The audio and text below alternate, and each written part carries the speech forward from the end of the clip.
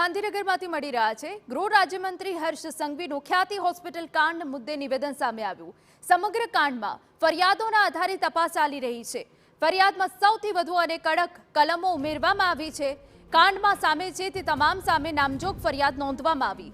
ઝડપથી તમામ આરોપીઓને પકડી પાડવામાં આવશે તેવું નિવેદન આપ્યું।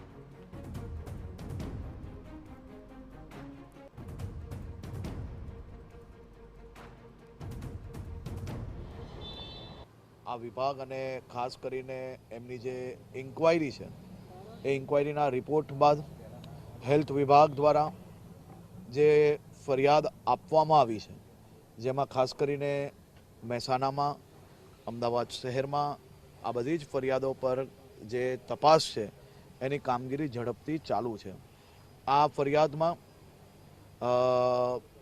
જે કોઈ કલમો છે એ આજ સુધી આ પ્રકારની ઘટનામાં સૌથી વધુ કલમો અને કડકમાં કડક કલમોનો આની અંદર ઉમેરો કરવામાં આવ્યો છે અને નામજોગ બધા જ જે કોઈ આની અંદર કલ્પ્રિટ નજરે પડી રહ્યા છે તમામ લોકોના નામજોગ આ ફરિયાદ લેવામાં આવી છે।